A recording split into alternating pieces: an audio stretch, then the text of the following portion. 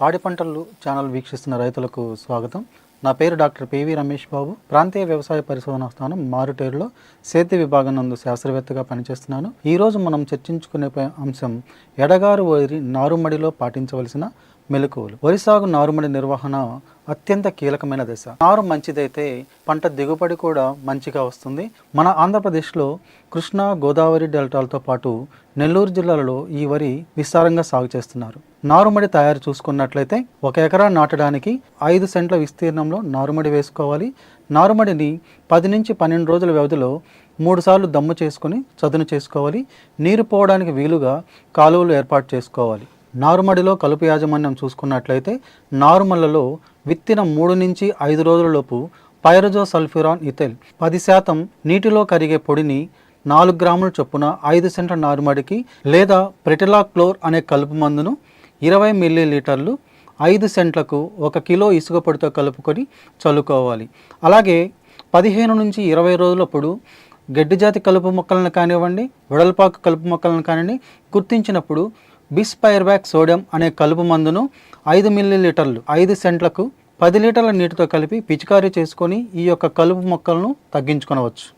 ఎడగారులు వరి నారుమడిలో ముఖ్యంగా పాటించవలసిన యాజమాన్య పద్ధతులు చూసుకున్నట్లయితే ఎడగారులు అధిక ఉష్ణోగ్రతల కారణంగా ఏవైతే ఫోటోసెన్సిటివ్ రకాలు ఉంటాయో వాటి ఎంపిక చేసుకోకపోవడం చాలా మంచిది. అలాగే నారుమడి తయారు చేసుకునే సమయంలో సేంద్రియ ఎరువులు వాడకం వలన పొలాలలో లేకపోతే నారుమడిలో తయారయ్యే చౌడు లక్షణాలను కూడా మనం తగ్గించుకొనవచ్చు. నారుమడిలో నాచు ఏర్పడే అవకాశం ఉన్న ప్రాంతాలలో మనకు నమోదు చేయబడిన లేదా సిఫారసు చేయబడిన భాస్వరపు ఎరువుల మోతాదును 50% వరకు తగ్గించుకుంటే మనం ఈ నాచు ఏర్పడే లక్షణాలను కూడా మనం తగ్గించుకోవచ్చు.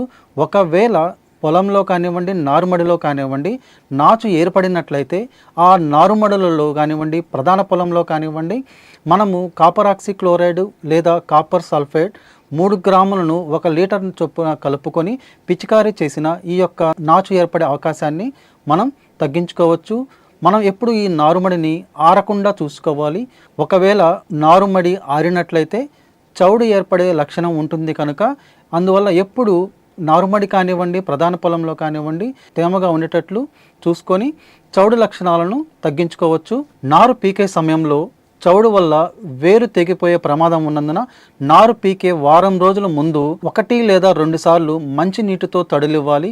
ఇలా చేయడం వలన ఈ యొక్క చౌడు లక్షణం తగ్గిపోయి మనకు నారు పీకే సమయంలో వేరు తెగిపోకుండా ఉంటుంది.